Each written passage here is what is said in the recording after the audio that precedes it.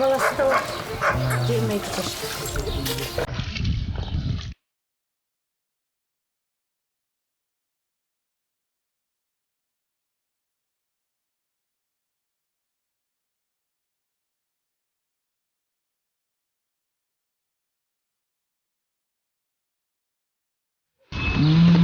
Анан эл журту алып чыгырса аяк суу уже шаркырап агып атыптыр.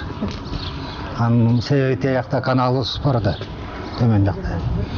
Анын ичи толуп, андан ашып анан бияка чеңелбейт.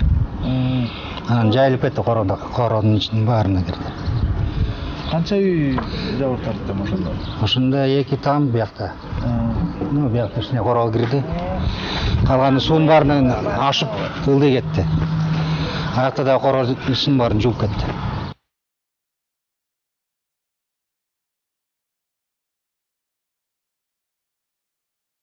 Айдону аралап каналдан батпай калып, анан каналдан ашып уже биякта өстө келген да.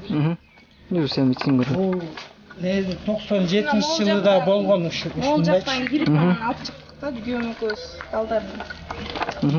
Анан кийинкисин Могу жакка чейин болду да суу. Мындай бутулдун баары суу. Жакка кирип анан алып. Суу үйдүн ичине чейин кирдиби? Иә. Үйдүн ичине кирдиби? Үйдүн ичине кирип анан үйдүн полдун астында неме болчу да. Көрсөк болот да азыр кириби?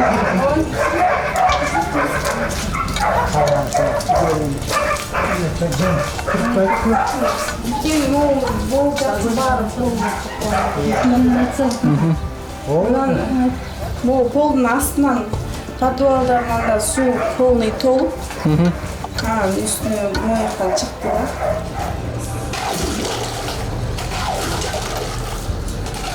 Эки менен сарылык ичкенбиз, кызым балам үчөөбүз. Анан жаткандан эле күн жаап баштады, чагылган чатылып.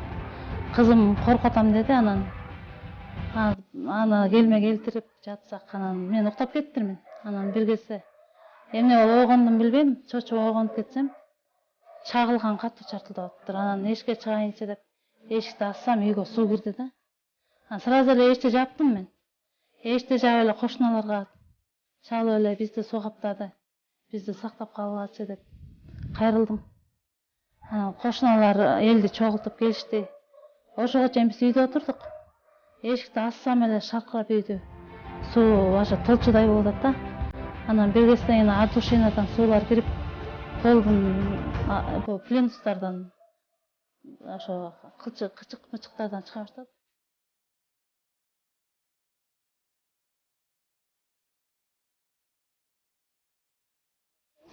Ушундай кырсыктап атабыз. Энчебиз келди. Сарайдын ичине үйлөргө суу толгон немени помпасы жок экен. Чакалап чыгаргыла дейт.